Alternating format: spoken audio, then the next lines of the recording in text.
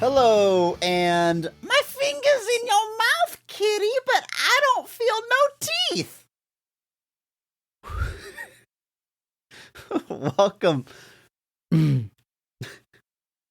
Welcome to Best of the Rest, the show where we take a second look at movies that were poorly received upon release and challenge ourselves to only talk about the things we like and what the movie does well. It's winter holiday month, and this week we are talking about the 2002 film 8 Crazy Nights. My name is Chris Logan, and I am joined, as always, by my animated co-host, Andrew Williams. Andrew, you ready for this one? Oh, yeah. All right, so first off, before we jump into it, our theme for this month, I just called it Winter Holiday Month. I realized as I was writing this intro, we haven't officially named it, but it's December. We're going to cover December movies, holiday movies, but I can't call it Christmas month because the movie we're talking about today is very clearly themed after Hanukkah. So we want to be all-encompassing, but there's just not a catchy name for that. Winter holiday sounds so generic. Any better suggestions, Andrew?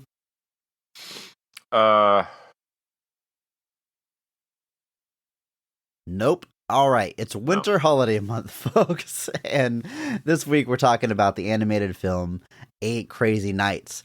Right here up top is where we talk about our history with the movie, and I can just feel this energy in the recording, Andrew, that we're gonna have a Kung Pao Enter the Fist situation here. We established at the end of the episode last week that you had never seen 8 Crazy Nights, so I presume this was your first time watching it, getting ready to record this episode. I saw this movie in theaters. I saw it when it first came out when I was a wee lad, when I was squarely in the target demographic of young adolescent teenage male. Seen it a few times since then. It is an absurd movie. This was my first time watching it in close to 10 years probably. But it's quoted annually around my house and with my brothers, and it's I still find a lot to laugh at in this movie, no doubt because of my history with it, nostalgia for it, and what have you. Very similar to the film Kung Pao Enter the Fist, which I consider one of my all-time favorite comedies. It's like 1 and 2 with Dumb and Dumber. Love that movie. Still watch it and laugh my ass off to this day. And Andrew, after me and some mutual friends have talked about Kung Pao over and over through the years, and you've heard us quote it ad nauseum. I know you watched that movie a few years ago, right? As an adult, as a grown man. And what was your take on Kung Pao? Did it enter your all-time favorite comedies list? It provided me some wonderful context for some things that my friends say repeatedly. And that's the nicest thing you can say about that movie. It's safe to say it didn't hit you in the same way as an adult as it did us, that watched it from day one. And I think we got the same situation here. I mean, the hashtag positivity podcast, you don't need to just jump on here and say you hated this movie or anything, but I imagine it didn't hit you the same way that it did a young, 11-year-old Chris Logan. Yeah. Well, that's our history with the movie, but I think this is the first time we get to talk about the Sandman here on Mike. I don't think we've covered any Adam Sandler adjacent movies. And Adam Sandler is one of those actors, one of those auteurs, if you will, who an Adam Sandler movie is almost a genre unto itself. You know what I'm saying? For better or worse, if it's an Adam Sandler vehicle, if it's these days a Happy Madison production, there's going to be this brand of humor, this style that is just totally unique to Adam Sandler. And I think we should maybe talk about where we sit with Adam Sandler movies. And again, not just movies. You just described the man as an auteur and described his unique style, Chris. I think we're pretty clear where you sit with Sandler. Well, listen, I'm saying those almost tongue in cheek. I'm not a diehard Adam Sandler fan or fan of his movies, but there's just no denying their unique voice. I mean, to love it or hate it, an Adam Sandler movie has very specific connotations to come with it. Yeah. Yeah. Especially nowadays. There's an almost infamy that Adam Sandler movies have taken on in late stages. #PP. But yeah, these days, if Adam Sandler releases something, there's almost the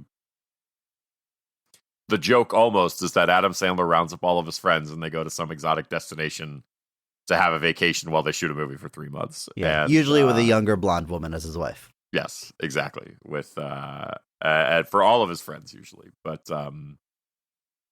yeah, I mean, it's I can't I could only assume that if we talked about Adam Sandler by this point, we would have remembered talking about him. But yeah, I guess it's going to be the first time to dive into that, and since we're using specific terms here, the complicated relationship many have with Adam Sandler's works. There's it's a good way to put deep. I think there's a deep. I don't know, deep's necessarily the word, but his early works, especially things like Billy Madison, Happy Gilmore. Well, that's exactly what I want to run through right now, because yeah, go ahead. In my mind, there's this golden era of Adam Sandler film, and then there's like the mid-stage, late-stage stuff that's just like, right? But I'm always struggling, like, is that because I was a kid when the quote-unquote golden age ones came out, and that's why I think they're elevated, and then as I'm an adult watching these movies with adult eyes and mindset, I'm not connecting with them? Like, is, like someone that's 12 years old today and is an Adam Sandler fan, are his current movies their absolute favorite and they don't connect with the old ones? Is it just the age you are when you first experience his material, or has there been a decline in quality? It's very hard for me to really get a handle on that. So let's run through Adam Sandler's movies up until 8 Crazy Nights. And I'm not talking about all of his film roles, but, Adam Sandler vehicles, right? And yes, that's got to start with Billy Madison. I like Billy Madison. I think it's really funny. I can still go back and watch it. A few jokes that don't age well. That's pretty typical of 90s comedies, but thumbs up for me. What do you think, Andrew? First off, the Airheads disrespect is palpable, but actually, so funny you mentioned that. I have Airheads on DVD. I'm holding it up to the camera right now. I know podcast people can't see it. It's here because I'm adding it to my Plex. Very hard movie to find, it turns out. I have never seen it beginning to end. And I shared that with a friend of the show, my wife, who's a big fan of the movie. And I was like, well, I guess I need to find it. It's not streaming anywhere. You can't buy it digitally anywhere. The DVD is out of print. And I was like, damn, I'm not sure I'm going to be able to find it. And then friend of the show, my wife, is like, oh, I have it on DVD. And I searched through our cabinet. And sure enough, here it is. So thanks to friend of the show, my wife, I will be watching Airhead soon. But come on, this isn't an Adam Sandler vehicle. It's I know. There's it's an ensemble, like some Adam Sandler stalwarts and cohorts are in it, but no, I just always can never pass up a chance to mention Airheads because it's great. Quite possibly we're going to cover it on a future episode of this podcast. That might be good for like a fake bands month or something. But ooh, I like that. Anyway, Billy Madison, yeah, that's got to be like the OG. Like everything before that is like there's going overboard, but like that again, it's not the vibe. And yeah, Billy Madison's where it started. I mean, it's Billy Madison and Happy Gilmore like back to back. That's crazy, right? To me, Happy Gilmore is the peak. That is the quintessential Adam Sandler movie. It's got his brand of humor all over it, but it totally works. I think that character is perfect for him. It's hard. I mean, I think we decided the other day, Shooter McGavin, got to be Mark Strong. Can't even call him by the actor's name, to Shooter McGavin. But also, you got Chubbs in there, giving like an all-time performance. I mean, I don't know. It's everything in that movie works. And if there's, again, it just goes without saying, there's gonna be a few jokes that don't age well. I get it, but Happy Gilmore is number one with a bullet for me. I would probably, if we're looking at like kind of classic Adam Sandler, Happy Gilmore is probably up there. I think Billy Madison, I think, is a little bit tougher for me to watch now because it really is just like a little too hard on like the man-child type thing, like literally with like he's an idiot that has to go back to school. But with Happy Gilmore, you get a little bit more of a balance. There's a little bit more of a heart to Happy Gilmore that I think you can buy into. And the supporting cast, like you said, is like you've got Christopher McDonald as Shooter McGavin, you've got Carl Weathers, you've got Bob Barker, all different pieces that comes together. I can't not mention Bob Barker. I want the whole thing.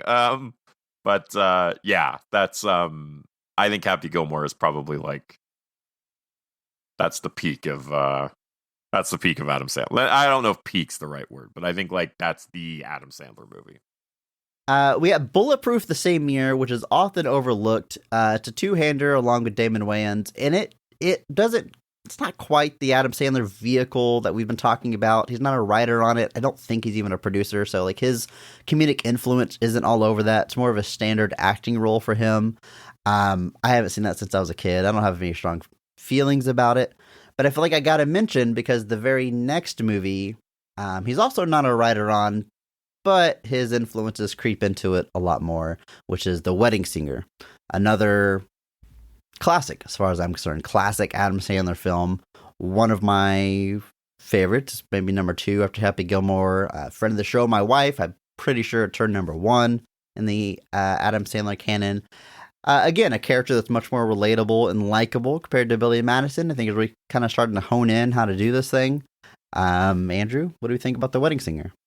And Bulletproof, if you have any feelings on Bulletproof, but I don't know. I have no feelings on Bulletproof. Okay. I don't know that I've watched that in 10 plus years. And if you asked me what the movie Bulletproof is about beyond being Adam Sandler and Damon Wayans and a buddy cop, I couldn't tell you. Anyway, Wedding Singer. I think there are a great many people that Wedding Singer might be their like peak Adam Sandler, simply because even in Happy Gilmore, you're still kind of playing in that man-child arena, which is something that he gets dogged with a lot throughout his career, especially in his later career, that he's basically playing like these kind of hapless, semi-useless dudes that the lesson of the movie mostly is accept them how they are. Don't try to make them be decent people. But with Wedding Singer, I think you get a much more nuanced character where you still get a lot of the Sandlerisms and things like that, but you don't quite have that man-child piece of it. And this one, like you said, he's not a writer on it, but there's a lot more influence. Like a lot of his classic guys that start showing up in a lot of his movies, a lot of them are present here. So you definitely got to think that after Billy Madison and Happy Gilmore, there was a little bit more influence he was able to kind of have there. But so Wedding Singer, I wouldn't be shocked if that's a lot of people's, like, my parents never really liked Adam Sandler. Like my mom would probably say Wedding Singer is her favorite Adam Sandler because it's the one where he's kind of normal. And I remember a lot of people saying that about Jim Carrey as the Riddler. They're like, I don't like his other stuff, but like he works in this context. Fair enough. That feels so weird to me. Like that feels like he's acting just like Jim Carrey and everything else in Batman Forever. I guess it's just in a world that makes sense. I guess, yeah. Because like in Ace Ventura, like it's a normal world, and like he's just a cartoon character. Yeah. So I get it. All right. That tracks. I should say I did a short little survey with a few people. Mutual friend Doug, he did list The Wedding Singer as his personal favorite, with Happy Gilmore right behind it. So it's in that upper echelon. I also texted 2 of my younger brothers. One is 7 years younger. One is 11 years younger. The disrespect. But I've had 9 siblings, dude. That's tough. But they both listed 8 Crazy Nights right away. The younger one, whose exact age I'm blanking on. Sorry, Isaiah. He said 8 Crazy Nights, like with a bullet. And then right afterwards, he threw a few out. Yeah, it's tough, but that was his first answer. And then my other brother said it's tough, but 8 Crazy Nights, Happy Gilmore, and Reign Over Me in no particular order. So 8 Crazy Nights up there in the top 3. Again, I think it depends on how old you are, but we'll get to it. After The Wedding Singer, we have The Waterboy. Now, Andrew, same year as The Wedding Singer. That's nuts. That is nuts. I remember even like as a kid watching these movies as they release. I liked it, but this was almost like a crack in the foundation. I was like, this is a little silly, right? And look, I liked it then. I still like a lot of it now. When he shows up at halftime is both inspiring and hilarious. I don't know how they make that moment work, but it's, you know what it is? It's the fact that he's doing a silly voice the entire time, where it just starts pushing it. I start bumping that a little bit, but overall, like if I had to do thumbs up, thumbs down, I'm still thumbs upping at the Waterboy. This is a weird one because I feel like this was like everywhere for a while. Like everybody saw the water. Like, because I guess at this point, Adam Sandler is like a known commodity. So like, I mean, I can't, you can do it. Like, yeah, that was everywhere. Like people wouldn't shut up about it. Like it was endless. And, this is one I hear people quote a lot too. Just like, high quality H2O, like a lot of that stuff. Like this one I definitely remember like coming out. Captain Insano shows no mercy. Captain Insano shows no mercy. The finger poke, like, just the water sucks. Like there's all, this one felt like it hung around in a way like a lot of other stuff didn't. This genuinely, this might be a little heavy, but this I feel like this was the last movie where there was like a cultural footprint associated with it of some kind. That might be size, fair. I guess. Yeah. Like there was a palpable like this movie entered into the public lexicon in a way I don't know that he's done since then. So yeah, it was weird. But like you said, it's like objectively silly. Like it's a voice he'd done before. Like there's one of his comedy albums, like he uses this voice on it. Like I remember like finding out about that and like listening to it, and it's just a weird his comedy albums were always strange. They were just like he would literally like narrate what the scenario was and then would just like use these voices through it. So I forget what the voice was, but it's like some Southern man, and so it was the exact same voice. So he'd been using it for a while, and I guess he just found an excuse to finally put it into a movie. And yeah, wild.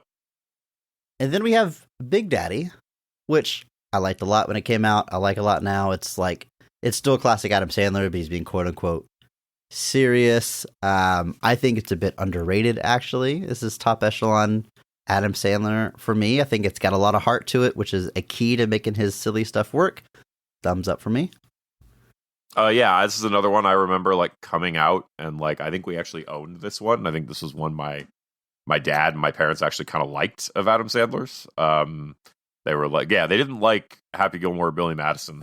They liked his later stuff. They liked the ones where he actually seemed like he was kind of a grown up. And Big Daddy, I remember coming out, remember seeing it. Yeah,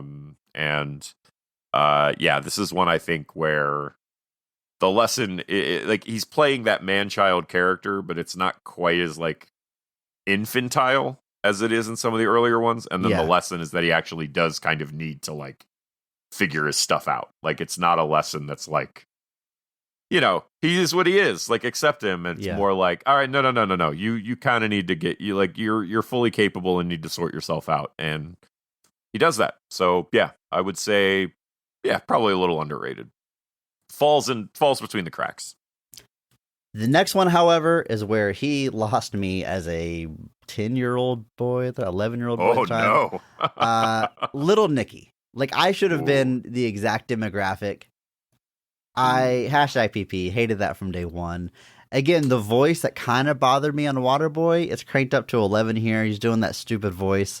I don't like the concept. I don't like the comedy. I don't know what it is, because it's not probably not that different from all the other stuff that he's done. But like, I hated that movie. I've tried to watch it again. I can't get through it. It's not for me. This is where I hop off the Adam Sandler train, Andrew. Ironically enough, though, a character from 8 Crazy Nights originates in this movie, supposedly. There are at least 2 characters that have the same name and do the same thing. So interesting. Yes, Are we saving that? Okay. We'll save it. And it's not Dan Marino. Okay. Do you have any strong thoughts on Little Nicky, Andrew? No, the opposite, quite frankly. I have weak thoughts about Little Nicky because I try not to think about it. All right. Punch Drunk Love. Again, this is like technically Adam Sandler, but obviously much less creative. It's Paul Thomas Anderson. Like this is Paul Thomas Anderson. I saw this at the time. I think I turned it off because I'm like, I don't know it. for whatever reason, 12-year-old me didn't connect with it. I've been meaning to go back to it. It's probably pretty good. Who would have? I haven't Who would have revisited. thought?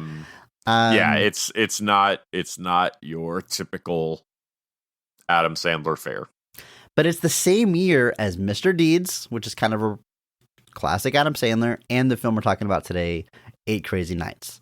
Mr. Deeds I saw and thought it was fine, but it did not bring me back onto the Adam Sandler train. It's fine. I don't know. Dr. Turturro is a lot of fun. Probably the Mark Strong Award there.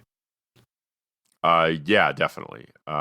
This was a remake of an old Frank Capra film, which seems like a bad idea. Like, just why would you, like, it's like, Frank Capra made It's a Wonderful Life. Just kind of like, I'm not saying you can't do that. I'm not saying you can't do it. I'm just saying that if you're gonna do it, think long and hard about it.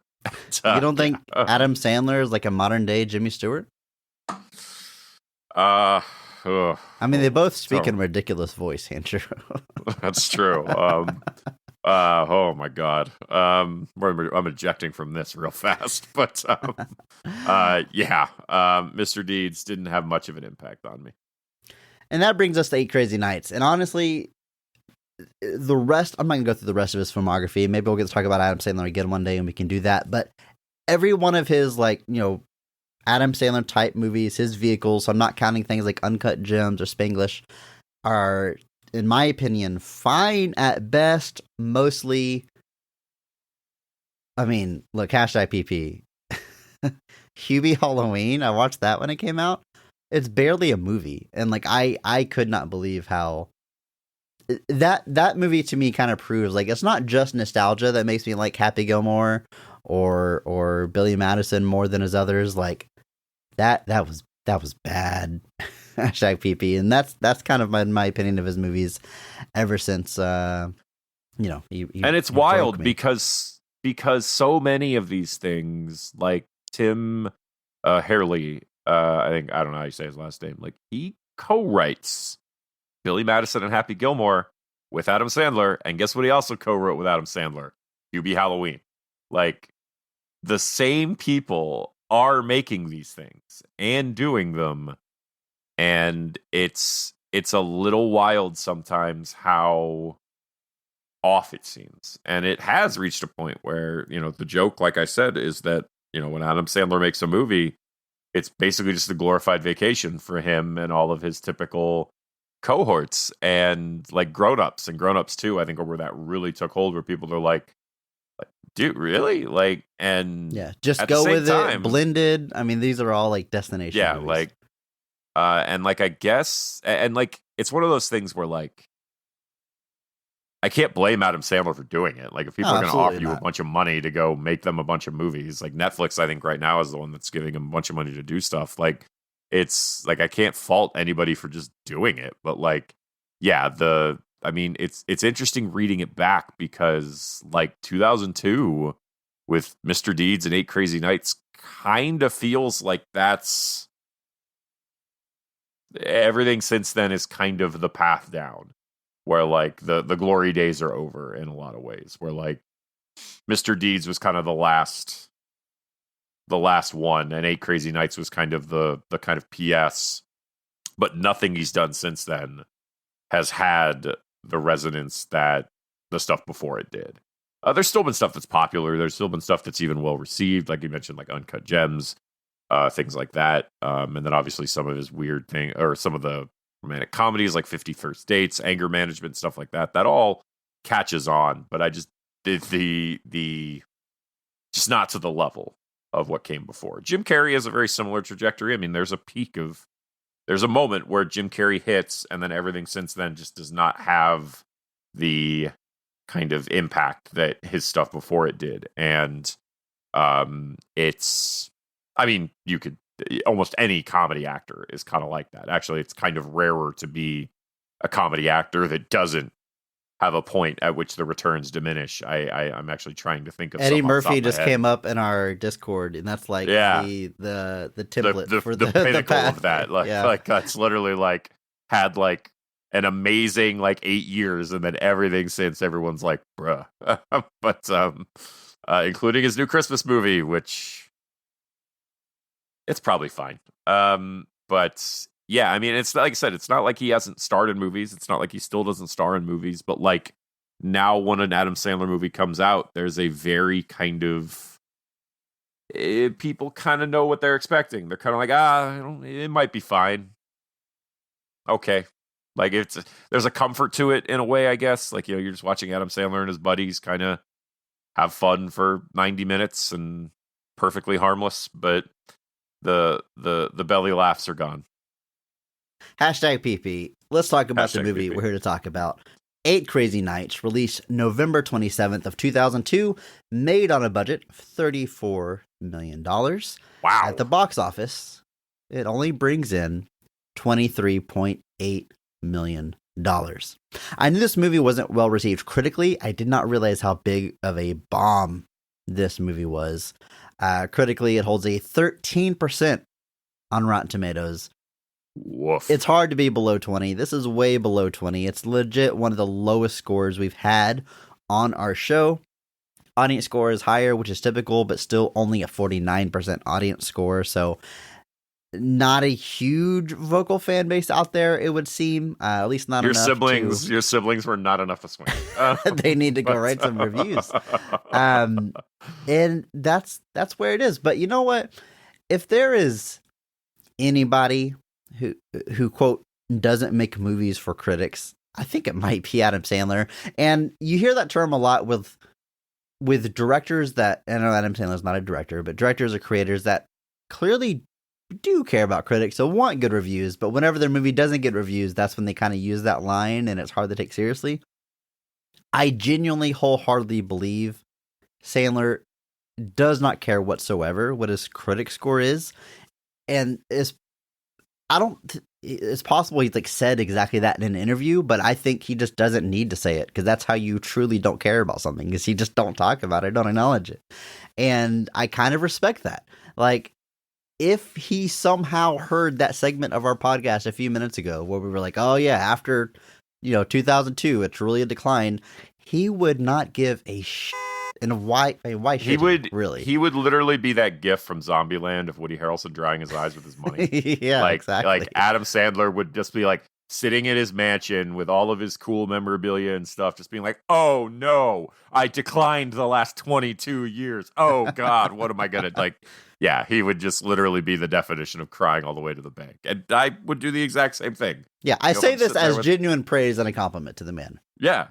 Like that, and that's actually something I do respect, because like, Kevin Smith was a big guy there for a while who got really like, got very combative with critics, where he was kind of like, like there was a whole big to do with, I think, Red State when it came out, where he was like, I'm going to hold an auction for the distribution rights, and then like gave the auction to himself and like did it as like a big FU to like critics and movie people because they didn't like the last several of his movies. So like he kind of reached this point where he was like actively fighting them, and people were kind of like, dude, you're like a grown man. Like, what are you doing? And like, and now Kevin Smith, I think, very much is in that,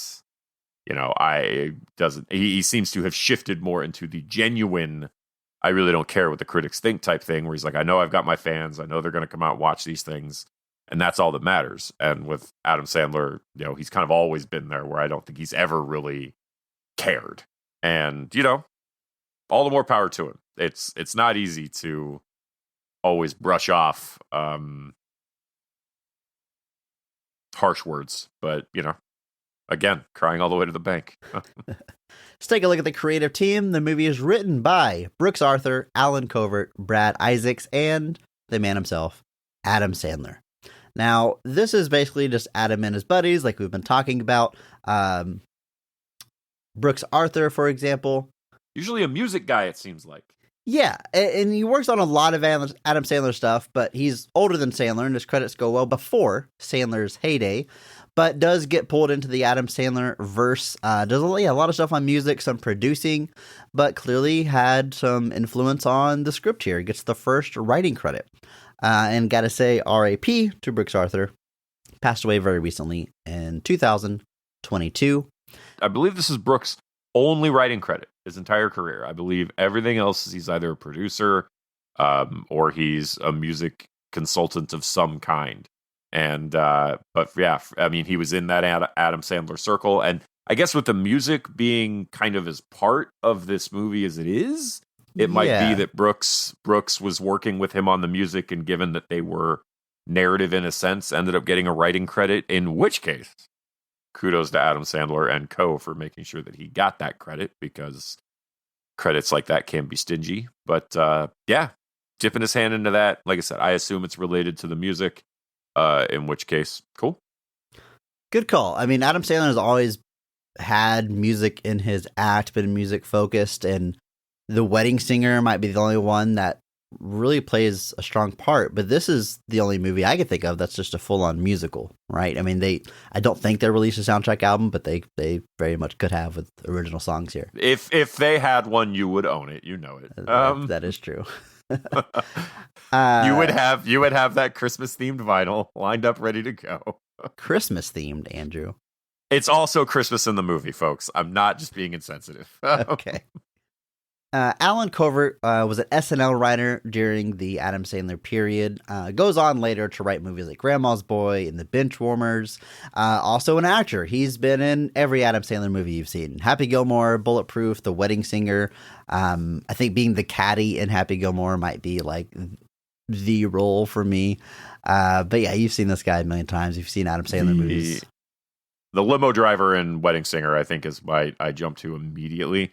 But yeah, he's everywhere. I mean, if there's not, he's got the most everywhere. Quoted line for me from that movie, which is, "Those could have been guests at our wedding. They were cones. They were cones."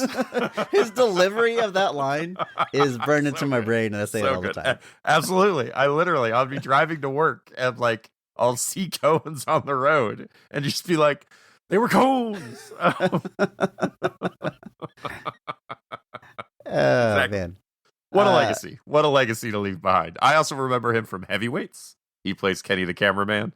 Another future episode of this podcast. I can promise you that. Absolutely. But anyway, yeah, if there's an Adam Sandler movie, you've seen him in it. He's in Big Daddy. He's one of the other lawyers. He's in literally everything. He's even in, like I said, Airheads. He is literally one of the cops in Airheads. He's the one that, like, when Adam Sandler is like coming out of the radio station, he's the cop that meets him, and they're like walking the same back and forth, and then Adam Sandler starts doing the robot, and the cop goes to pull his gun, and Adam Sandler just runs back inside. So that scene lives in my head too. But yeah, getting not his first writing credit. He has some other small things, but this is kind of the first big movie credit I think he gets. So moving on up. Brad Isaacs, who is probably the least quote-unquote Adam Sandler guy up until that point. He's maybe like the legit writer they brought in to make sure they had a solid script. Mostly a TV writer before this. Shows like Newhart, Roseanne, News Radio, some pretty big stuff, so no slouch. Yeah, no slouch, yeah. But they bring him in to punch this one up. Yeah, like I said, I mean, quite the and then he's got even like producing credits on like King of the Hill, Undeclared, stuff like that. So he's a little everywhere. Larry Sanders Show, so like genuine like comedy classics that he was a writer for and a producer on. So yeah, like I said, got to feel like he was the guy brought in to be like, could you read this and make sure that it's like fine? We don't know what we're doing. Then the movie is directed by Seth Kearsley, who is an animation director, and this is kind of an early break for them. They would later go on to direct episodes of Family Guy, The Looney Tunes Show, Where's Waldo, which I didn't realize there was a new animated series of that, which I now have to check out. But he is pretty open about talking about this movie. If you look into him at all, you're going to find a lot of hits for the Nostalgia Critic episode about 8 Crazy Nights, which feels almost surreal to be talking about Doug Walker on this podcast, Andrew. It's such a weird thing, but I wish we hadn't. He was a big fan of that, I guess you call it a review of the movie, which if you're familiar with the Nostalgia Critic, it pokes a lot of fun at the movies. that they talk about. So he kind of seems to have a sense of humor about the reception of this movie. He even shared some kind of behind the scenes tidbits and stuff to Doug Walker for that episode. So I don't know much about that. Seth personally, but yeah, that's what I like that. I agree. I like that you don't take yourself too seriously. You can kind of have this objective look at your work, especially your early work. Yeah, it's good. It's good to have a sense of humor about these things.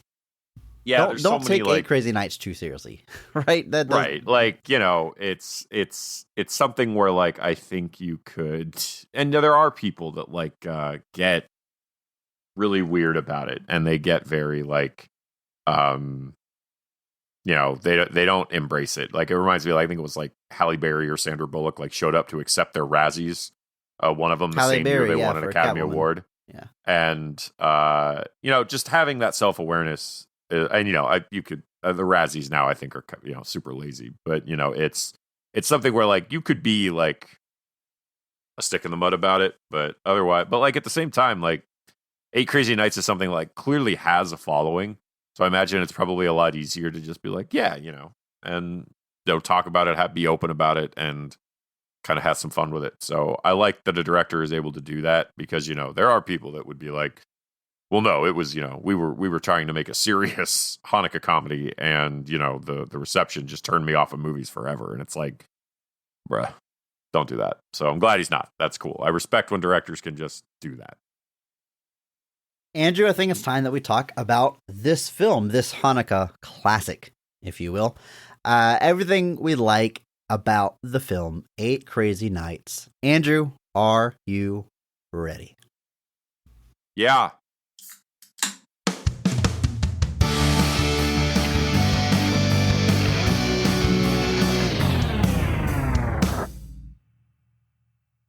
Davy Stone is a 33-year-old burnout in the small town of Dukesbury. After a particularly reckless night of drinking, he finds himself in court before a judge that is ready to put him away for a long time. Thankfully, an elderly man named Whitey offers to take Davy under his wing and believes that he can find the good in Davy that he saw in him as a 12-year-old boy on the basketball team. Davy causes a lot of trouble for Whitey and Whitey's twin sister Eleanor, but his heart is finally softened when he befriends a young boy on the basketball team. But after Whitey and his sister remind him of a tragic event from his past, Davy goes on another rampage and now plans to skip town to escape jail time. But before he does, he decides to repay the kindness to Whitey and help him win the most prestigious prize in Dukesbury, the annual All-Star Patch. That's one of the longer synopsises that I've written, which is strange because this is a 78-minute movie. It is efficient. It moves at a fast pace, but we've got a complete arc in there, Andrew. We do. It is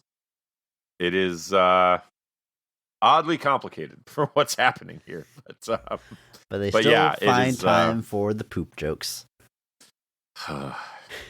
I can't wait to talk about it, Andrew. But first, we're going to talk about the cast of this film, starting with a high point.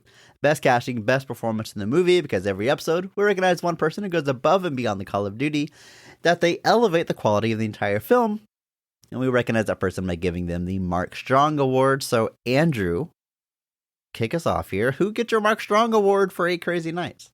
I mean, it's kind of a cheat because it's odd, because I heard that one of the things that was criticized about this movie was Adam Sandler's voice performances. But I don't. Most of this movie is Adam Sandler talking to himself. Yes. Yes. So I kind of feel like he wins by default, but I'm specifically giving it to him for his portrayal of Whitey Duvall. I think Whitey Duvall is clearly the heart of this movie. Obviously, he's the conduit of which, you know, Davy learns things, but there is an earnestness to Whitey. He is the man in the town that will help anyone at the drop of a hat, but nobody in the town really respects him for it. In fact, they kind of mock him for it, which I think that's the biggest problem I have with watching this movie as an adult is I'm just like, why are you guys all so mean to this man? Like, this man is literally like the pillar of your community, and you guys act like he's literally the most annoying man on the planet. So in that regard, yeah, I got to give it to Adam Sandler getting a Mark Strong, which wasn't on my bingo card for 2023, but here it is. But he brings a lot of heart to that character. He brings a lot of earnestness to that character, and this is actually the character. It is played by Dana Carvey in Little Nicky, but he plays a referee character who is Whitey Duvall. And interesting. Okay. And apparently this is a character that had sort of also originated on one of Adam Sandler's albums. See, that I knew. This voice. Yeah, that part I knew. But the ref in Little Nicky is apparently also Whitey Duvall. So what a career this man's had. Good for you, Whitey. Good for you, Whitey. But yeah, obviously Adam Sandler also voices our main hero, Davy Stone. He also voices Whitey's twin sister, Eleanor. Apparently also voices the deer. For some reason, he does the deer as well, which just go.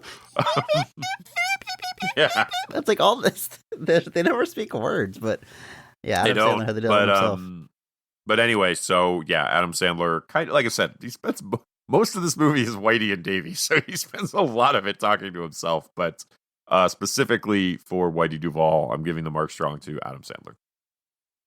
Andrew, I agree emphatically, 100%. I mean, first of all, Adam Sandler has to get the Mark Strong Award because he's half the main cast, 75% of the main cast. But that's not the only reason he's getting it. I genuinely love his performance as Whitey.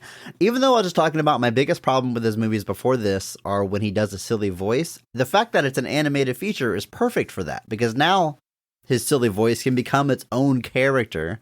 And I think that's a great way to do it because you have Davy Stone there, which just talks like Adam Sandler, and then Whitey and Eleanor, which are these full performances. But I love the character of Whitey. I love how just weird he is. I love how wholesome he is, like in the heart, in the face of the most awful things, like Davy Stone being an absolute ass to him and the rest of the town. He just remains optimistic and wholesome and holds on hope for that all-star patch. Always love a character like that, and I just find him very endearing. As a lot of my favorite lines, like the one I used up front, and I'm quoting this guy a lot around the house. It's really fun. And you're right about them, like, or about Adam Sandler talking to himself. Like I took note of one particular line where Whitey's car gets stuck in the snow, and he said, "You got any rock salt in there? I need to get some traction." And then Davey mocks him and goes, "You got any rock salt in there? Because I need." Oh, shut up. And it's literally him doing an impression of his impression, and then telling himself to shut up. There's a whole. Go ahead. Do you think he like records all the Whitey lines and then all the Davy lines, or does he go back and forth for a scene? I'm really kind of curious what the best way to do that is. I would be curious. Like, there's a whole musical number in this movie that is Davy, Whitey, and Eleanor all singing back and forth to each other, and all three of those are Adam Sandler. So, well, that's a technical foul. Oh God.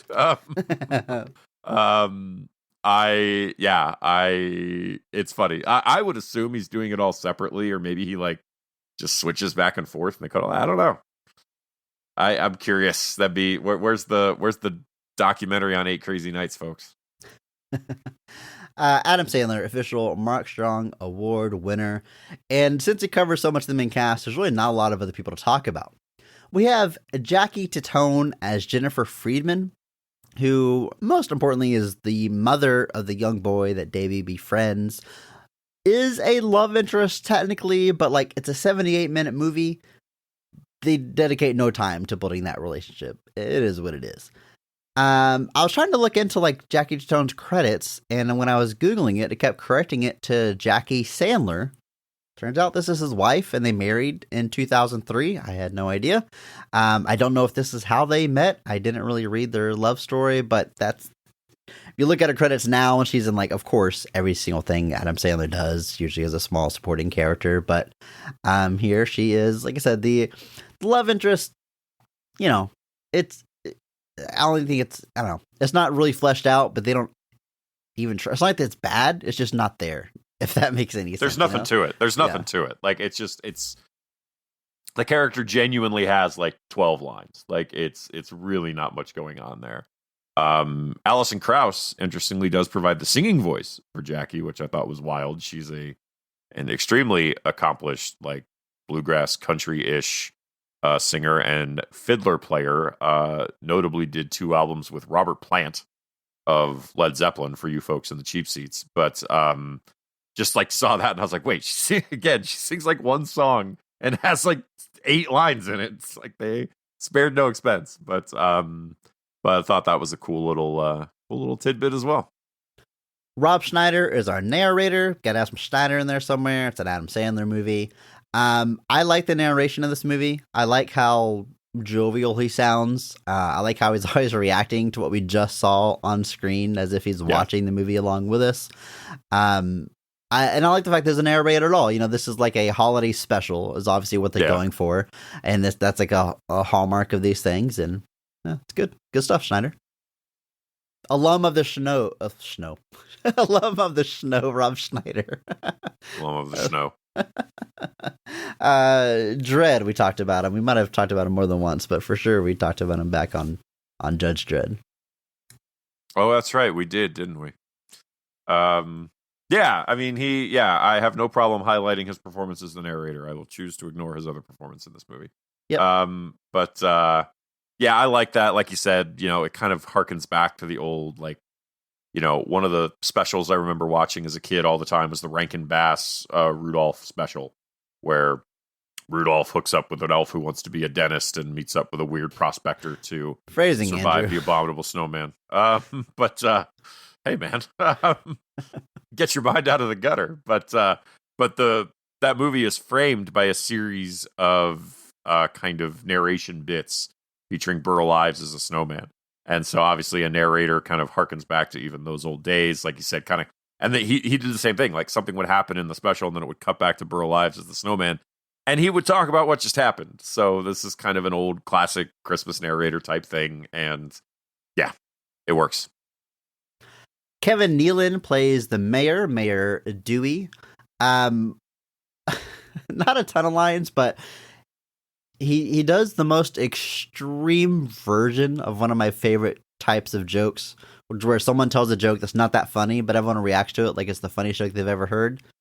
We'll get to it when we talk about scenes, but I love Kevin Nealon. I think he's like effortlessly hilarious, which I know that it always takes skill and effort, but anytime he shows up, which is like everywhere, he's very funny. Kevin Nealon's like that. He's like a comedian's comedian. Like every single comedian or person that's ever worked with him sings his praises, but there's not like, he doesn't have like that big leading role or that vehicle that makes Kevin Nealon famous, puts him front and center, but he's always killing it in the supporting role. He reminds me like Norm Macdonald in that way, where like people endlessly praise Norm Macdonald as like the comedian's comedian, like the way he does the setup and the way he did jokes, and how it all felt so effortlessly. But like Norm Macdonald like had like moments and things that you can point to, and like Kevin Nealon kind of feels like he doesn't have that. But like you said, he's just like effortlessly funny. It's it's almost annoying how I'm just like, how is one man so funny so easily? And but yeah, he's in this movie briefly. Like I said, it's a pretty good gag where they get out of that there. We'll talk about it in the scenes. But again, not a lot going on here. Literally, I think he's only in 2 scenes, but it's good. It works. And then John Lovitz is Tom Baltazar, which is also not a huge part, but I really like John Lovitz. Is that okay to say? I feel like he gets beat up a lot. Like, not beat up a lot, but I don't know. People don't praise him a lot, but I think he's pretty damn funny. I like his, he's the critic, man. How can you not love him? I just rewatched the entire series, by the way, and it is hilarious. Totally holds up. I love that show. I love his whole shtick is that he is super pretentious, but in such a self-deprecating way, and like everything that he does. I think the Wedding Singer is a great example of that. And The Critic, obviously a good example of that. And then that acting thing he did on SNL. Yeah. I think it's great. Master Thespian. Yes. I like John Lovitz a lot. I'm happy to see him. Yeah. he also beat up Andy Dick. Like, there's literally nothing to not like about this guy. There's literally nothing to not like about John Lovitz. I say that now, someone's going to be like, "Did you know he did this?" And I'd be like, "Ah." He was also the radio in Brave Little Toaster, which I remember now for sure because that radio is just John Lovitz's voice with like a static filter over it, but it works. And even stuff like A League of Their Own, like the little bit parts he has, like everywhere. He's great. I think he's really, really fun, and he's funny. What's not to like? Andrew, I think that covers our main cast, and even, we got kind of nitty gritty just to do some of those shout outs. There's some cameos we can talk about a little bit later, but I think it's time we just jump into the movie, specifically our favorite scenes of the film. And we're going to start with the high point, the best scene of the movie. So, Andrew, in your opinion, when is this film firing on all cylinders? And what is the best scene of 8 Crazy Nights? To me, it's got to be, for me personally, using my modern sensibilities, it's when Whitey finally gets his moment at the end of the movie in the mall. I struggled immensely with the fact that everybody is so mean to this man watching this movie. Like, I really just genuinely was just like, it genuinely like almost turned me off, where I was just like, they're so like, why? I didn't like, it's like, there's nothing about him. And just being where I am now, where like, I try to live by the hashtag PP mantra. I was just like, these people are just so mean. And so like that moment where he doesn't win, and like the clear, like, in the voice performance and the animation and everything, like just the sheer absolute defeat, because in that moment he's like, oh, I guess Davey is right. Nobody here actually likes me. Nobody wants, all of the sadness he feels just hits in that moment. And so he goes to the mall, his favorite place, and I was just like, uh-oh, am I Whitey Duvall when I go to the mall to seek social interaction without actually talking to people? But it's there is one line I genuinely like laughed at this, where like he's like sitting in the mall and he's talking to the mall, and it's this odd scene where you're just like, why is this emotional? He's talking to a building, but he's telling him, he's like, that whole thing I thought I was gonna get, I didn't, because it turns out nobody here actually thinks about me, and nobody here, and in that moment he's got no reason to think otherwise. But then I think it's the mayor says something, or no, Davey says something, and I'll mark it now so that you know to censor it, but Eleanor just goes, holy shit, did the mall just talk? I just like died laughing. I was like, oh man. I was like, that actually got me really good. But and that's when Davey shows up and the mayor shows up, and they kind of have this moment where obviously this has been preceded by a moment where Davey made them all realize the error of their ways. But this is the moment where they give Whitey the recognition that he deserves, all the work that he's done for the community. They give him the All-Star patch, but then all the previous winners of the All-Star patch give him theirs as well. That really kicks this scene. Like, it's cool that they give him the 35 patch that he's been wanting, but like when everyone there is giving him all the past patches and like they're writing down on him, like that kicks this scene up to be such a catharsis moment. Right, because it's not just an admittance that this is the year he should get it. It's an admittance that, hey, you were kind of the All-Star all along. And it hits. It works. It's the one scene in the movie I was waiting for literally the whole time watching it, where I was like, God. I mean, it's all a build to this. I mean, so you're not wrong there. I think. But yeah, I think what's, if I can try to dig into like what you're getting at here, like why is everyone so mean to him? Normally, a character like this, they're good, they're wholesome, they mean well, but they're like almost unintentionally like annoying or grating, and that's why they have no friends or people don't like them. And I find myself using this example a lot, but like John Candy in Planes, Trains, and Automobiles, like you can tell he's a good guy and means well, but he's like a lot to be around. And that's, you kind of understand Steve Martin's anger at him or frustration or what have you. And so it's a little easier to digest, I guess. But Whitey is just 100% wholesome and harmless and just coaches like kids basketball and does odd jobs for cheap. And like, there's no, like, what are people like upset about at all with this guy to prompt all this stuff? So like he climbs up the Christmas tree to like straighten out the star because these guys don't want to do it. And they're like making fun of him the whole time. And I was like, why? I mean, I guess the idea is like his deformity is what, but it's just a town of horrible people. It is really what it is, I guess. But yeah, I get that. It just makes this moment all the sweeter for him to finally get his flowers. And it leads to the happiest seizure of his life, Andrew. The final joke in the movie. It's good. I like. You like this scene for all the sentimental reasons, the storytelling reasons, and I agree with all those. They're great. I always like when Adam Sandler sneaks in a little bit of his weird stuff here. Like, Whitey says, if my imaginary son had a brother, I'd want him to be like you. And then Davy's like, and I'm going to pretend that you never said that. I love sneaking that stuff into the sentimental moments. But yeah, good pick. I mean, you can't go wrong with the finale. It's quite literally what we've been building towards the whole time. So good stuff, Andrew. I'm having a little bit of trouble with like what exactly to pick, because like story wise, what you're saying makes a lot of sense. Also, Davy Stone's big plea to everybody at the banquet, story wise, makes a lot of sense. But I think I'm gonna go with the first moment we see Davy Stone being a good guy, which is where he is assistant refereeing with Whitey down at the gym. Let's see if they're just there just kind of for some practice. He's keeping an eye on the little boy. And some mean guys there, because this town's full of meanies. They do a pickup game. It's Davy and Whitey versus these two guys. Then Whitey gets knocked out. And so Davy brings in the kid. And this is like the first time he is being nice to anyone. And he's basically carrying the game because he's very good at basketball, because this is just Adam Sandler as an animated character. Although I did notice he takes his shirt off and like, he's got some abs and like a chest there. I'm not sure Adam Sandler's ever had a body like that. He might have spruced it up a little bit for Davy Stones, and I can't blame him. But it's nice. It's nice to see him like let the kid have his moments, get the shot. He gives him a big alley-oop at the end, lets him dunk. It's very cool. He's like making that kid's day. And at the bet they had, like the loser has to eat a jockstrap. And then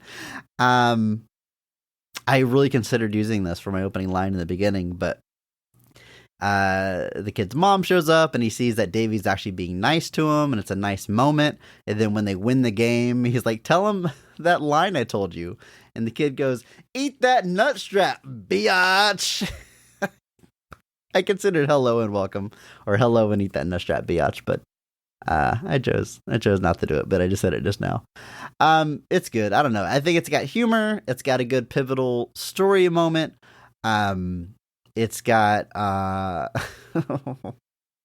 Whitey passed out with his hand on his butt. It's good. It's some of my favorite jokes.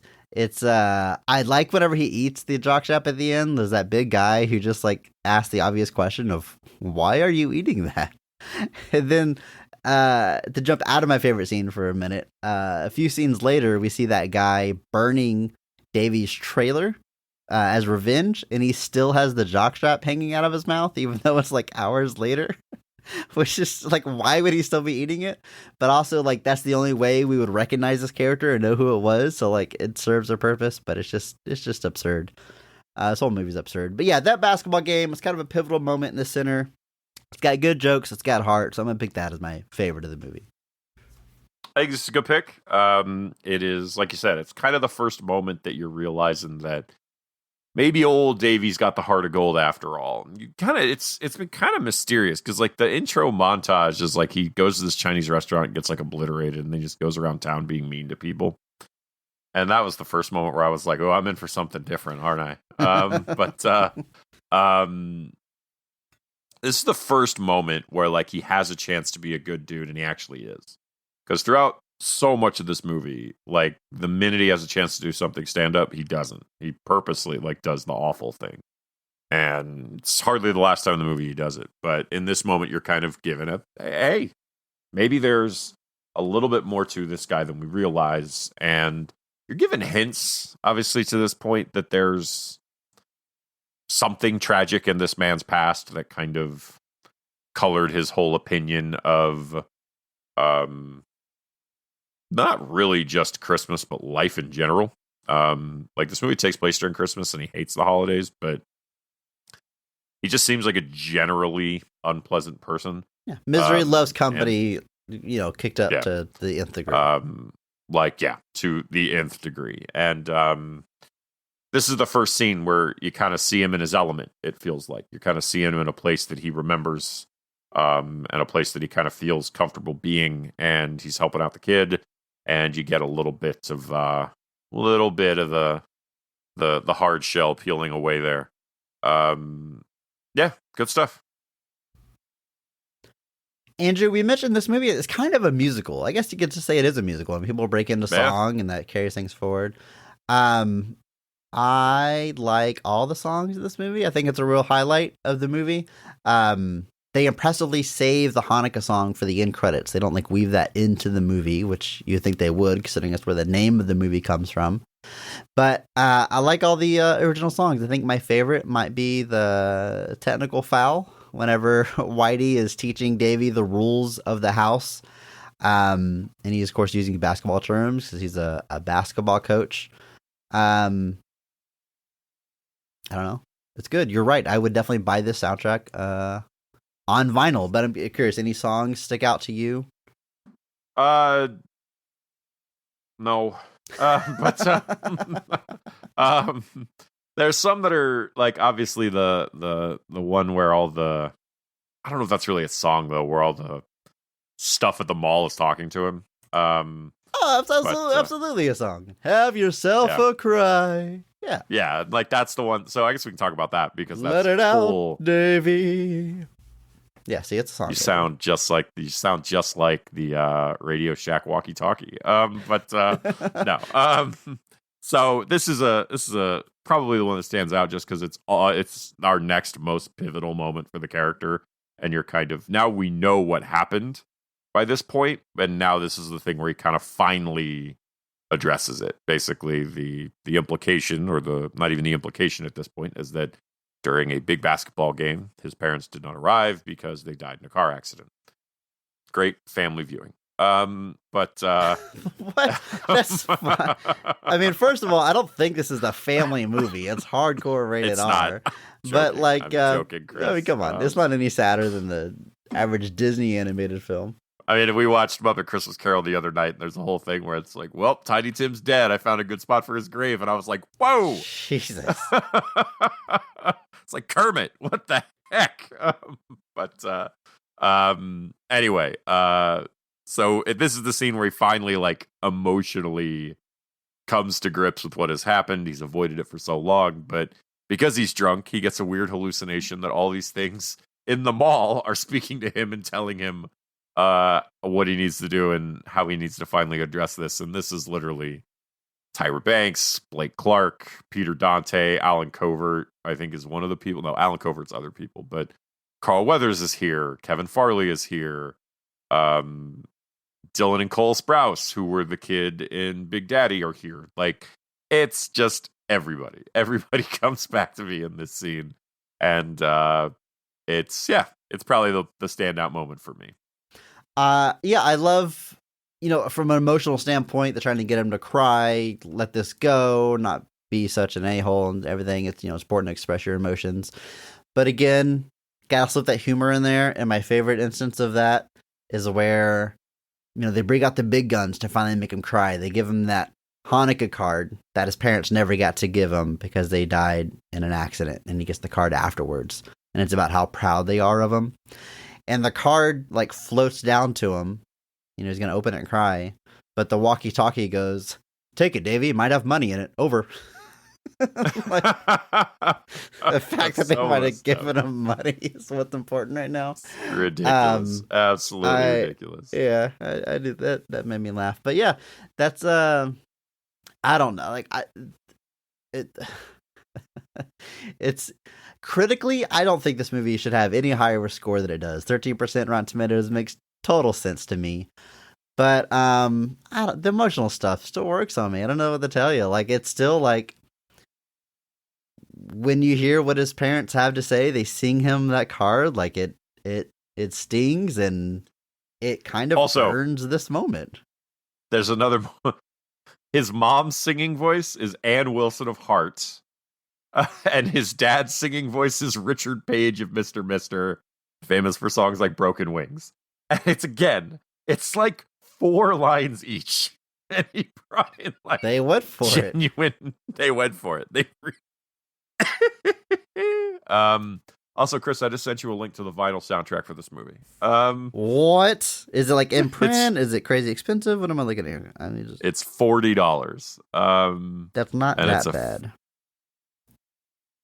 It would be cheaper if you were a member of Vinyl Me Please, but it appears to be in stock. In stock, ships free for members, other shipping options available. It's got like a blue and white swirl.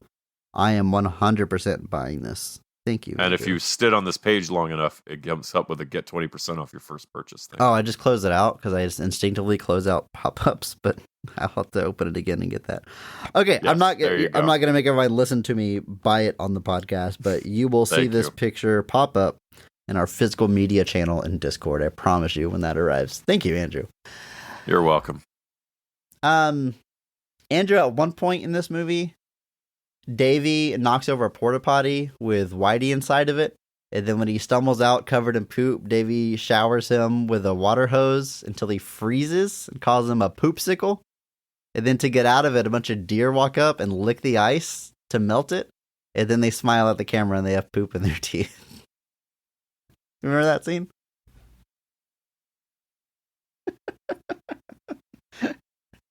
Andrew's like 8 feet away from his microphone now. He's slouching so hard. Yeah, Chris, I remember it. Of all the things that happened in this movie, it is certainly one of them. Yeah, I thought it was funny. I also like the recurring deer, and I like towards the end, Davey's trying to sneak into this banquet, and the police are like doing a scan, and he's looking in the window, and the deer like block the view of the police by forming a giant pyramid. So the cop comes around the corner, and his partner's like, "You see anything over there?" "No, just a bunch of deer doing a pyramid." And then he walks off. That got me a little bit too. That's a good one. That's a good one. Yeah, that was a good one. Just flat out, like, I love it. Just embrace the absurdity. But I also like every time we do a flashback, we see Whitey look basically the same, but he has like more hair, but it's still gray and everything. Yeah, and they just so lazily, but intentionally lazily, try to work into his dialogue that it's a different era. Like you see, like Davey and Jennifer as kids, working together on the team, and Whitey just looks over at him and goes, "They make a nice couple, boogie oogie oogie." And then later, in another flashback, Davey scores. He goes, "That kind of shooting makes me want to do the robot dance," and he just does the robot for no reason. While the actual Mr. Roboto song by Styx plays. Yeah, just so you know, it's the 80s. Yeah, that's good. I don't know, man. This movie is really dumb. And no disagreement. It makes me laugh a lot, and I don't even care if it's nostalgia or I don't know. If I watched it for the first time as an adult, I'd probably be sitting closer to your camp, but for me it mostly totally works. I'll quit mostly I'm just upset because the poster seems to imply that at some point his trailer flies, and it never does. That is interesting. I don't know what they were going for with that. Yeah.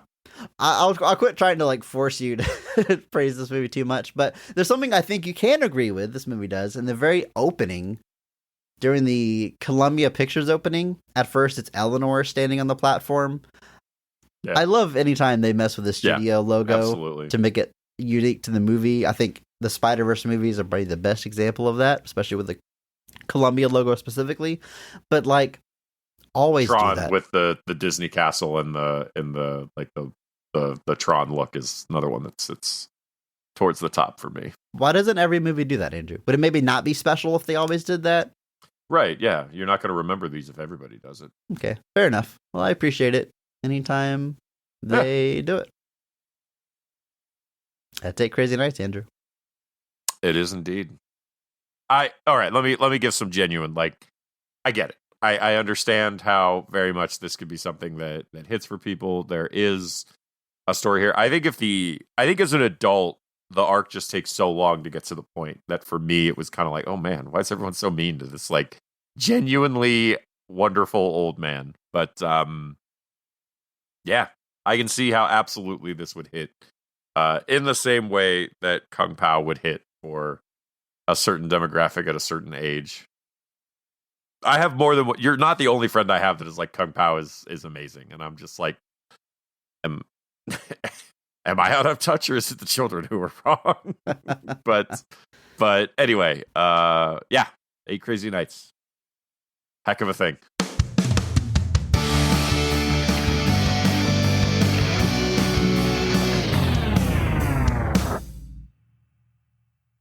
Andrew, I made the joke early in the episode that 8 Crazy Nights, the Hanukkah classic, half joking, but genuinely, like if you Google the best Hanukkah movies, it's gonna be on there. In part, no doubt, because there's just, I guess, not a ton of Hanukkah movies, which is kind of a shame. I mean, Christmas movies is a genre unto itself. There's even like Christmas adjacent movies. We've all had that discussion with Die Hard or whatever. But Hanukkah doesn't seem to have a lot of movies revolving around it, which is a little surprising because as far as the winter holidays, it's, at least in America, easily the second biggest. But I don't know exactly why that is. Capitalism. Oh, that makes sense. Yeah, got to appeal to the biggest market only. I'm trying to think. There is a running gag that I really, really like in a movie called The Night Before. I don't know if you've seen The Night Before. Yeah. You're in it. Yeah, I am. Greatest actor of all time. Michael Shannon is in it. Yeah, it's a good one. Yep. He's so good in that movie. He's so like unbelievably fantastic in that little role. But like one of the gags I love in that movie is that they all get their Christmas sweaters, but Seth Rogen is wearing a Hanukkah sweater. And like he's not religious, but his wife's family is. But he ends up taking a bunch of like psychedelics and ends up in a church, and he's like losing his mind at what's happening. And at one point he sees like Jesus up on like a crucifix, like, a lot of churches have. And he's just like, oh God, is that what they think we did to him? Because he's like losing his mind over what Christians think Jewish people did to Jesus. And then like he has a whole big moment. He throws up in the church, and then he's like running out, and he points back and he's like, we didn't do that to Jesus. And he's like storming out the door. And I'm like, oh me. You're pretty funny sometimes, but I do like that. I think it's funny. But yeah, not a lot. Like I literally typed Hanukkah movies into Google, and the list is almost exclusively things that I don't know about or look like they're television things. Apparently, Jack and Jill, the Adam Sandler thing, is listed here as well as An American Tail. Which I don't know how accurate that is. Yeah, but I don't know about that. Either way, I would say it is an untapped market. I feel like it's just like listing movies starring a Jewish person. I mean, I've never seen Jack and Jill. Maybe they do celebrate Hanukkah at some point in that movie. I'll never know. Yeah. For now, neither will I. It's time for our question of the week. If you want to ask us a question for a future episode, you can. Just hop into our Discord. There's a link right there in the show notes. What are you waiting for? It's free. Come and join us. Join the conversation. There's a channel for leaving us questions, just like Oculus Neko has done. And they ask, if your favorite movie had a totally different, perhaps opposite ending, would it still be your favorite movie? Why or why not? I don't know because I haven't seen it. It's a very broad, interesting question. Yeah, if you totally change the thing you love, do you still love it? Hard to say. So let's try to put this exercise into motion. One of my favorite movies is Reservoir Dogs, which I think it's kind of easy to flip the ending.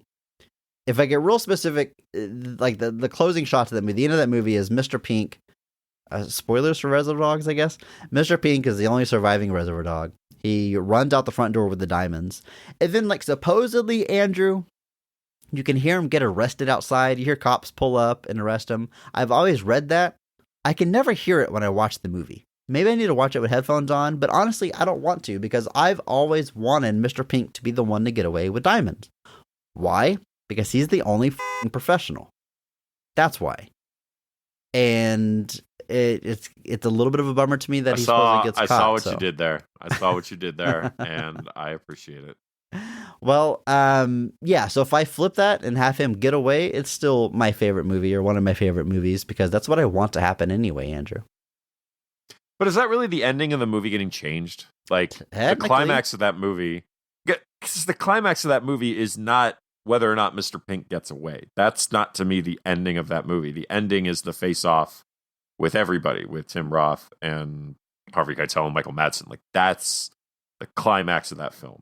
And that's what I feel like. Not Michael Madsen. Of the question Nice guy Yeti. Not. Yes, my mistake. That's what I think the spirit of the question is. Like, I think the events of the movie are largely...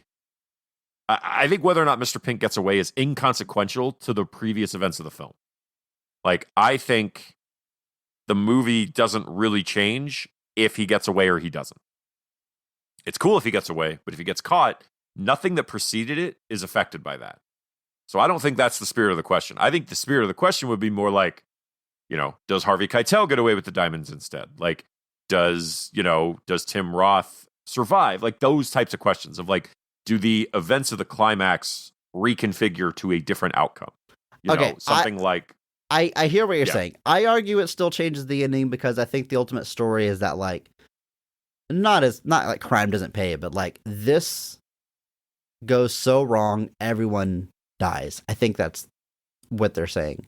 And the fact that one gets away with diamonds despite all that, one profits from this tragedy, does change the story of what's being told. They don't all die because he gets arrested, but still, they all lose because it goes so wrong. So I think one of them winning and benefiting from this show of a crime does change the ending, but maybe not as dramatically as the question is asking. So, I mean, the opposite is what they all get away, or Tim Roth being the cop lives as a good guy and arresting me. Like, I have a hard time. But that's what I mean. That's why this question's so open-ended, and it's kind of tough to narrow it down, because I would say, while I don't necessarily agree with whether or not Mr. Pink getting away changed the movie, like, I think having somebody else survive would change the outcome of the movie, or would change that thing pretty heavily. And, I'm trying to think of something like that I would watch, or something that I've watched that, like, I love, and if you change the ending, it would kind of undo that. And, like, it's tough for me to really dedicate to it, because the reason these things are my favorite things is because they happen the way they happen. If you change that, is what you put in its place just as memorable? Does it still work? Like, and I can't answer that question because I haven't seen it. Well, I think changing the ending is too broad, but they do say perhaps opposite. So trying to come up with an opposite ending, I think, is a little more specific. So Memento is my other go-to for favorite movie. And even though it's over 20 years old at this point, I still don't like spoiling the end of it. But at the end of the movie, it's revealed who sends him on the quest. If you change that person, I think you lose something pretty big. I think I still like the movie a lot, but it probably doesn't rank number one in my book anymore, because that is such a perfect bow on that movie. That ties it up. So yeah, if you were to change that person in that key role, if you've seen it, you know what I'm talking about. I think I still like the movie, but it's not my favorite. And that's what I mean. Like, it's tough to take something that, like, it's easy to be like, there's a movie where the good guys win and then the bad guys win instead. And it's like, yeah, that's going to significantly impact almost any movie. You think like The Nice Guys, which is a movie that I love. If The Nice Guys ends with like them, which they still kind of lose, that's kind of the point, is that they don't succeed. They succeed, but they don't. Like, they get the film and they out these guys, but no, it's no real consequences. But like, imagine if like they didn't get the film and like they all died. Like, that would be so unsatisfying. Like, you would just be like, well, why? What was the point? Or like something like Kiss Kiss Bang Bang. Like, if your heroes just die instead of succeeding, that's going to take the wind out of the sails of almost anything. Like, it's that kind of, okay, don't get me wrong, the good guys are going to win, but like, how about this? Let's take it out of the hypothetical then. There's a lot of movies with alternate endings, that you and I have probably seen both endings, and so we can actually judge what the other ending is. So one that's, in the news right now is I Am Legend, because Will Smith is talking about them finally making a sequel. And as someone pointed out in our Discord, it's being based on the alternate ending found on the DVD where his character lives. And the question they asked is, has that ever happened before? A sequel to a movie's alternate ending, which is a very good question, and tried to rack our brain to come up with an answer. We'll maybe circle back around to that. But my question for you right now is, I Am Legend, I assume you've seen the movie, and you've either seen both endings or are familiar with how it goes down in both endings, yeah? Yeah, I've seen both endings, yes. Okay, so the original ending, theatrical ending, his character sacrifices himself so that she can live and, bring the cure to the civilization. In the alternate ending, he also lives. I think that's like the only difference, right? It's been a while since I've seen it, but I think the movie is stronger with him making that sacrifice. And so I would say changing that ending hurts the movie. I would actually disagree. I would say that I actually think the alternate ending shows a growth to his character that makes the movie slightly better. Because he sees these dark seekers, I think they're called in the movie. They're vampires, folks. He sees them as just these inhumane monsters, which, not incorrect, I guess, but they're a product of this thing society did. They are unwitting victims of something that happened to them. And in the movie, he cures one of them. In the original ending, he cures one of them, draws a vial of her blood, and gives it to the other two, to survivors, to take to society. And we can cure this now. We can fix it. And he basically blows himself up and the Dark Seekers so that they can get away with the cure. The alternate ending, he basically realizes that the reason the Dark Seekers are coming after this girl is because the specific Dark Seeker, this is his partner. So there's a whole big tense standoff where he gives her back, basically. And it becomes a big moment because it shows that, one, the Dark Seekers are not just ruthless animals, that there is a logic to them, there is a mindset to them, there is a methodology there. And so they got back what they wanted, and so they don't need to just viciously attack these people. They're not just monsters. That's what it shows. It shows that he can grow as a person and move beyond his own inherent biases about this whole situation and realize that maybe these things are more than he may have thought, and they can move forward from that. I think there is a growth to the character that comes from the alternate ending for both parties that you don't get in the kind of classic action ending to the theatrical. So, yeah. Okay, maybe I need to rewatch that alternate ending, and then you're kind of selling me on it. It's the kind of flip is that he realizes that he's viewed these people as monsters, but by kidnapping them and experimenting on them and pseudo-torturing them, Will Smith is the monster to them. That's the whole thing. Yeah. And so he purposely is trying to rebuild his own sense of humanity by being like, okay, I've been wrong to do this to you all because you didn't ask this to be done to you. And it was wrong for me to basically take that as carte blanche to try and fix it. And so I think it works a lot better. Now, don't get me wrong. I think it's very strange to still be like, we're going to use the DVD ending of the movie as the basis for our sequel. But I do like that ending better. You know what my problem with I Am Legend is like, overall, it's a good movie. I like it. It's like 60% of a good movie. The first half is so good that the second half just can't live up to it. Like when he's alone in the city and that super intense moment where he goes to save his dog, like it's just cinema. It's so good. And it's like maybe Will Smith's one of his absolute best performances in his entire career. I mean, the scene where he has to kill his dog is just it's so heartbreaking. Yep. It's so good. And yeah, the when it becomes about like, saving the human race and stuff at the end, it's just, I'm not sure there's anything they can do to make it live up to that first half. But it's a good problem to have, I guess. Like, your first half is so good, the second half can't live up to it, but there's worse problems to have. I don't know. We'll see how that sequel goes. Well, good answer, Andrew. Good. I've definitely got to go back and watch this, especially now there's a sequel coming. I've got to go watch that alternate ending again. You and me both. So that is an example where we do have something that was tangibly so different. A lot of times when somebody talks about an alternate ending, it's not that much of a change. That is an instance where an alternate ending was a significant change. Obviously, in that situation, Will Smith dying versus not dying, I think, was a big deal. Because in the theatrical, it's very much he's just making a sacrifice.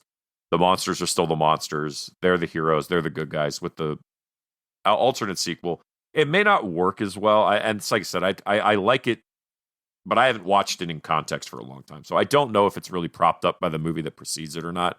But I like the concept of him seeing that he's the monster to them, which comes kind of from the book. That's kind of the ending of the book, is the main guy kind of being like, oh, are we the baddies? Like, he has that moment of like, oh, maybe I did this wrong. And so I like that aspect of it. But, you know, something like Clue, the ultimate alternate ending movie. All three of the endings are still effective. They're all funny. They all work. None of it. That's a movie where I would say it doesn't matter who the killer is. The comedy that preceded it is still hilarious and not necessarily undone by like, oh, here's your ending. Like, I think you definitely will have movies like that. I think comedy that can be a little bit better, because in a comedy, if the preceding, 90 minutes is still funny, you're not going to just suddenly be like, oh, I guess that doesn't matter because the ending went a different direction.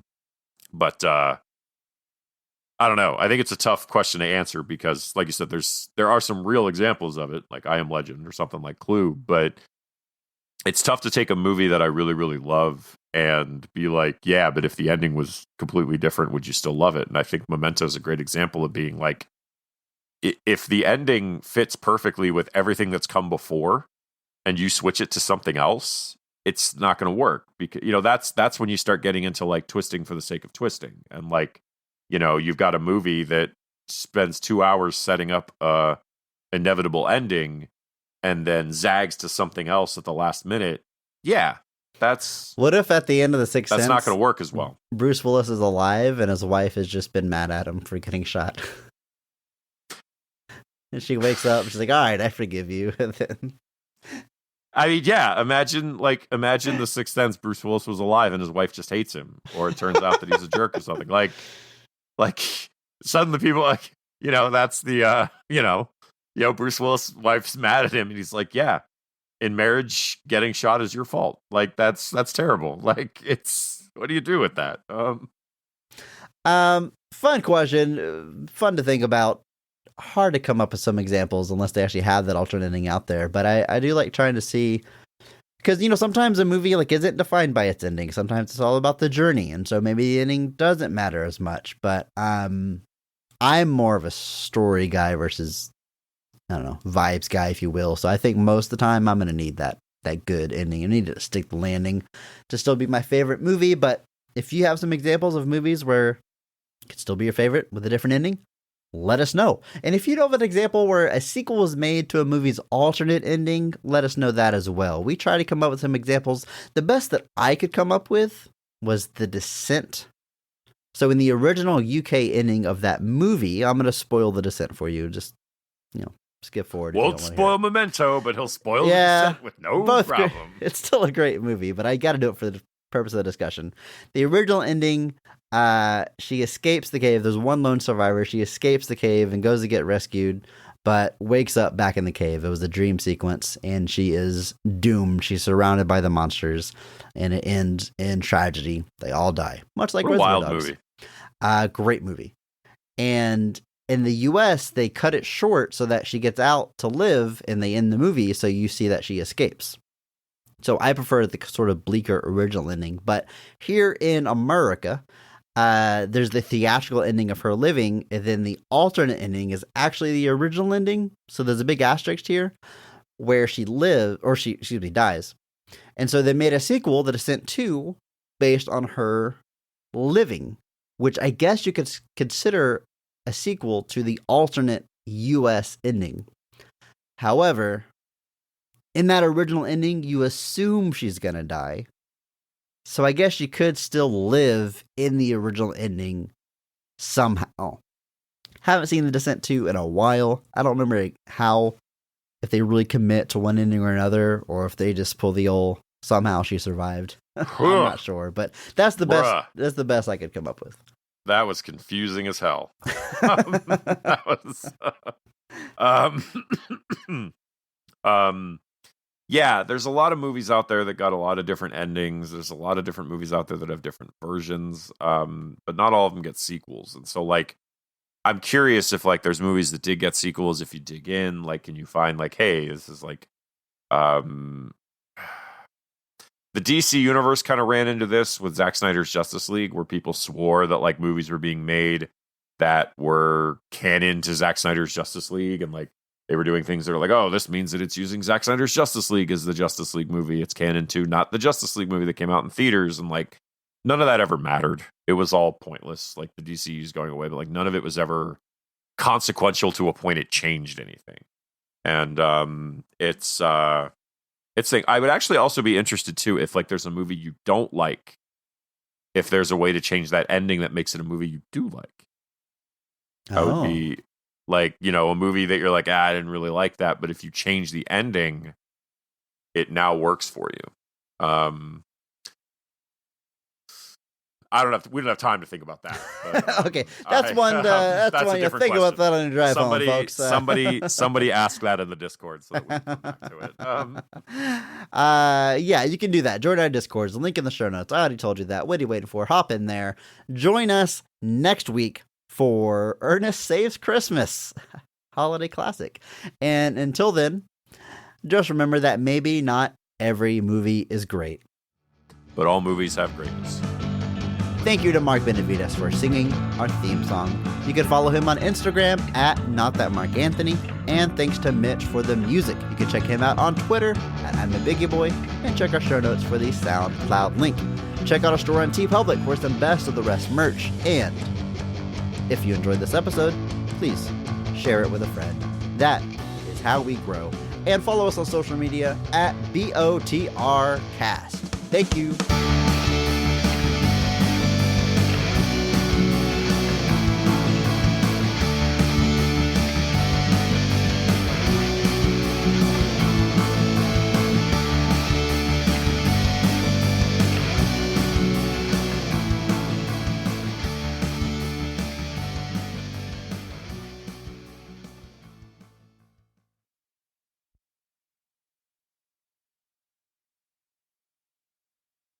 All right, I pulled up the vinyl on my computer, so I got the 20% off your first purchase thing again. So let me sign it. Beautiful.